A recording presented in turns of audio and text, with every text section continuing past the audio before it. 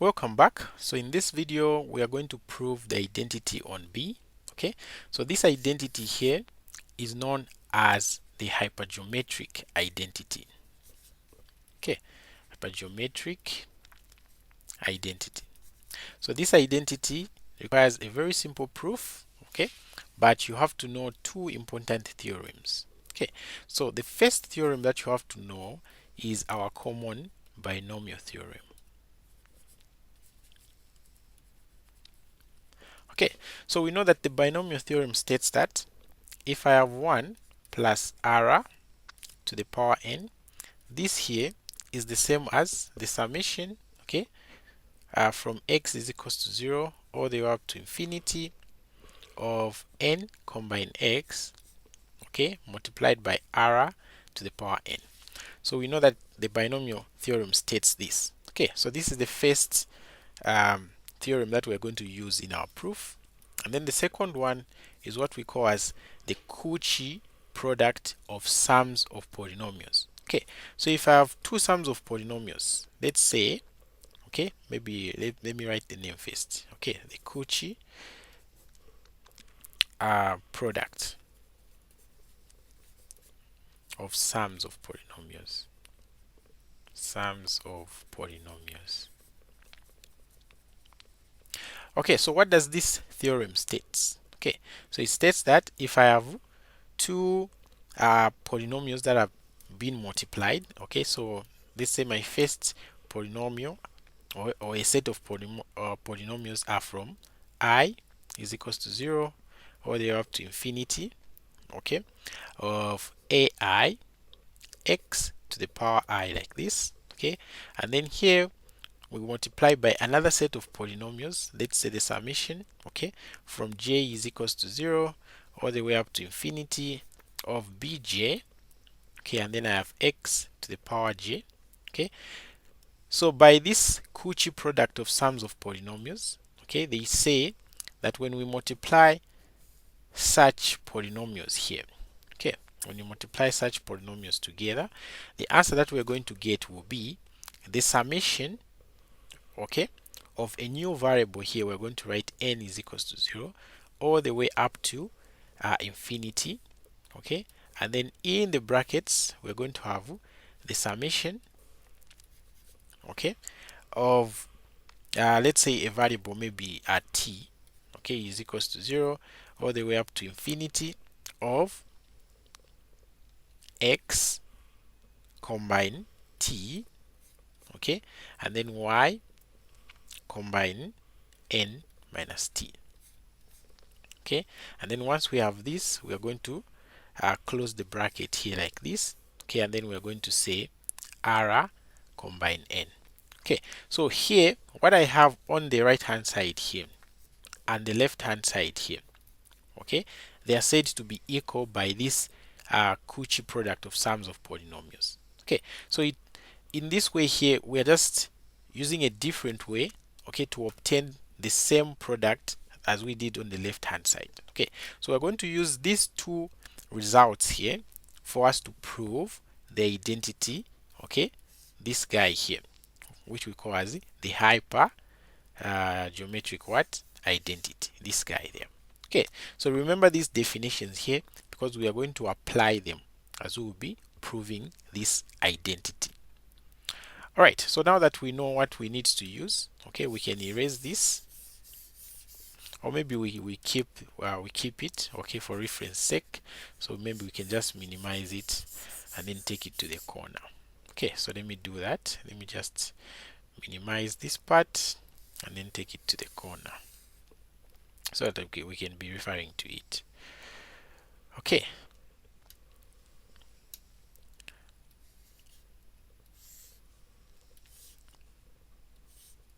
okay, so we have the binomial theorem there and the Cauchy product of what? Polynomials. So that's what we have. Okay, so we can put it there at the corner and then we're going to be referring to it as we solve these other questions here, or as we try to prove it. Okay, so we can start the proof. Okay, so let's say for example if I have 1 plus r to the power x plus 1. Okay, then by this definition here, okay, what am I going to obtain? I'm going to obtain the summation, okay, of let's say a variable n is equals to 0. Okay, so I'm choosing n here because I can see n in my identity there. Okay, so n is equals to 0 all the way up to identity, all the way up to infinity, I mean. Okay, and then combine the power that we have there. Okay, see, even here it does n, there we have n. Okay, so we're going to do the same, so it will be x plus y combine n. Okay, and then we say r to the power n. Okay, so this is what we have. Okay, this is what we have when we try to expand this expression here by the binomial theorem. Okay, so I'm going to say that this equation here that I've found, this one here, I'm going to call it as equation 1. Okay, and then I'm going to get this same expression here and then try to expand it in a different way.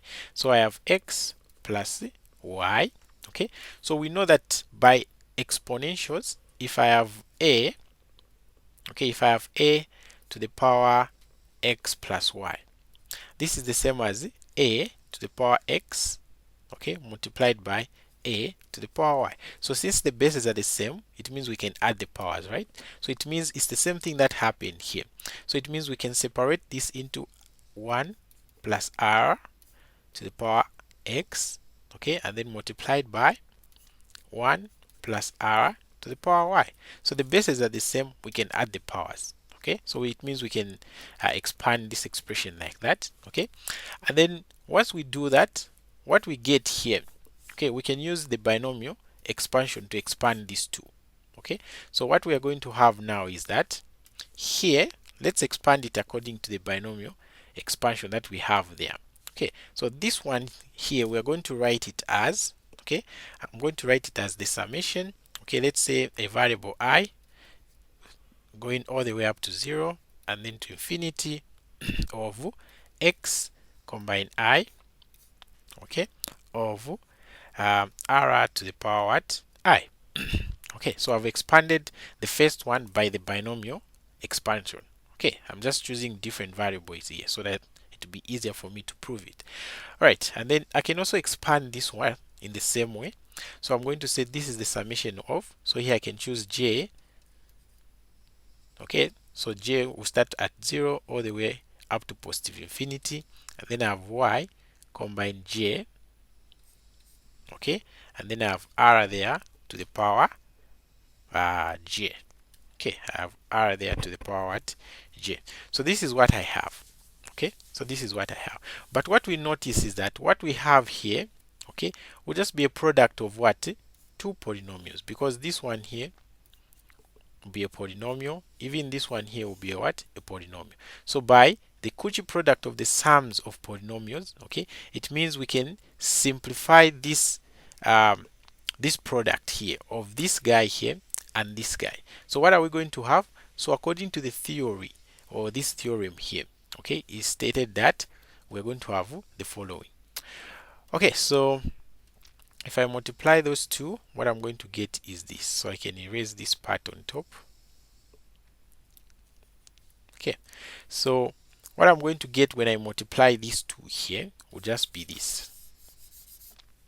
Okay, so if I multiply those two, I'm going to get the summation of n is equals to 0, okay, all the way up to infinity of, and then in the brackets I'm going to put the summation of, let's say t is equals to 0 all the way up to infinity. Okay, so a trick that you can use here, once you want to combine those products, okay, whatever you're going to put in the brackets here should be similar to what you have here. Okay, in fact not similar, it should just be the same. Okay, so whatever we have here is the one that we are going to put inside the bracket once we combine those two products of what? Polynomials. So I'm just going to write this same thing here. So it will be xt, and then I have y n minus t, okay, and then I can close the bracket like that. Okay, and then from here we also add that r to the power n, so I have r to the power what? N. Okay, so this one here, I'm going to say this is my equation 2. Okay, so now what we see here is that, okay, we have this same expression here, this one and this one, that we have expanded in two different ways. Okay, we have expanded it in two different ways. Okay, so once we expand one expression in two different ways, it means the result that we are going to get should be the same, right? Okay, so we can even see here, we can see that this part is the same as that part. Okay, and then this other part is also the same as this part. So what does that mean? It means that this part that is in between should also be what? Should also be the same. So that's how we prove these things. Okay, so we are going to say that, okay, we are going to say comparing equation 1 and equation 2, okay, we can compare the coefficient, okay, we can compare the coefficient of r to the power n. So what is the coefficient of r to the power n? Okay, in the first equation, the coefficient is just what? X plus 1 combine n. Okay, so x plus y combine n, that's the coefficient of r to the power n in the first equation. Okay, what is the coefficient of r to the power n in the second equation? Okay, we're going to say the coefficient there is the summation from t is equals to 0 all the way to infinity of x combine t, and then we have y n combine what? T. So what we see is that this part here is what we are given to do what? To prove. Okay, so you see that you just have to use the two theorems. Okay, you use the binomial and the Cauchy product of sums of what? Polynomials. Okay, so you get a same expression, you try to expand it in two different ways. So the first one was just direct by the what? The binomial theorem. And then the second one, we first had to separate them. Okay, and then once we separate them, we end up with the two polynomials. Okay, once we multiply those two polynomials by the Cauchy product of sums of polynomials, we get what we got here. Okay, so now you have the same expansion being expanded in two different ways. Okay, so what do we do after that? We compare what we have. We said this one was the same as this one. Okay, and then this r to the power n was the same as r to the power n. So it means that what we have in between there should also be what? The same. Alright, or you can say that you compare the coefficient of r to the power n from the first equation and r to the power n from the what? Second equation. What you're going to have will be the what? The required proof. So you can say hence proved. Okay, so that's how you answer question B. So thank you so much for watching. We'll continue with question 2 in the next video.